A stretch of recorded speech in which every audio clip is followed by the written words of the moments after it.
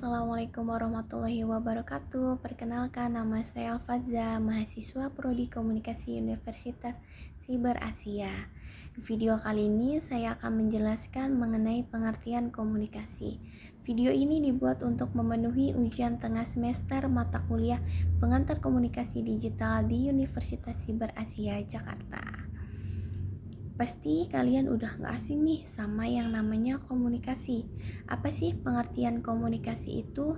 Lalu pesan komunikasi dapat dikategorikan sebagai pesan apa saja? Mari kita bahas. Oke, komunikasi berasal dari bahasa Latin, yakni komunis yang berarti sama. Komuniko, komunikasio, atau komuniker yang berarti membuat sama. Sederhananya, komunikasi dapat terjadi apabila ada kesamaan antara penyampaian pesan dan orang yang menerima pesan. Oleh sebab itu, komunikasi bergantung pada kemampuan kita untuk memahami satu dengan yang lainnya. Jadi, komunikasi adalah suatu proses ketika seseorang atau beberapa orang, kelompok, organisasi, dan masyarakat menciptakan dan menggunakan informasi agar terhubung dengan lingkungan dan orang lain. Lalu, komunikasi adalah suatu proses penyampaian informasi atau pesan, ide, gagasan dari suatu pihak ke pihak lainnya. Pada umumnya, komunikasi dilakukan secara lisan atau verbal yang dapat dimengerti oleh kedua belah pihak.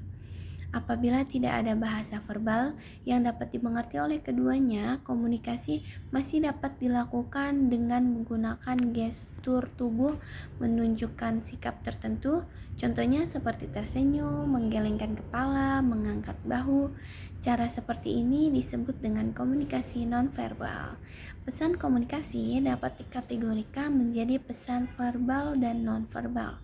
Pesan nonverbal adalah proses komunikasi di mana pesan disampaikan tidak menggunakan kata-kata. Contoh komunikasi tersebut adalah menggunakan gerak isyarat, bahasa tubuh, ekspresi wajah, dan kontak mata, penggunaan objek seperti pakaian, potongan rambut, dan sebagainya.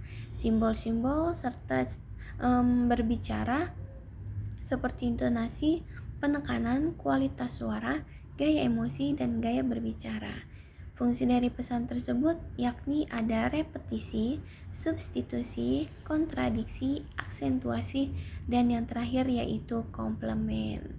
Penggunaan bahasa nonverbal dalam sistem pembelajaran jarak jauh atau daring tidak semua dapat diterapkan, sehingga kurang efektif untuk sistem PJJ ini.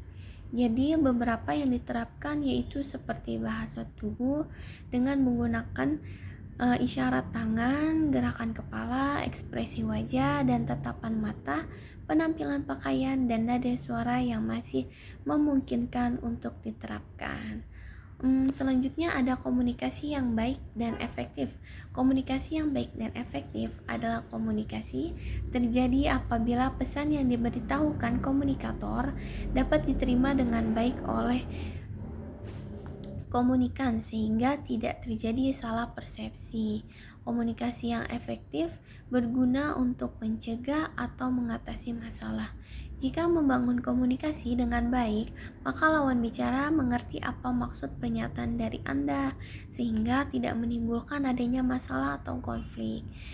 Secara garis besar ada 3 jenis hambatan dalam komunikasi efektif, yakni hambatan fisik, semantik, serta psikologis.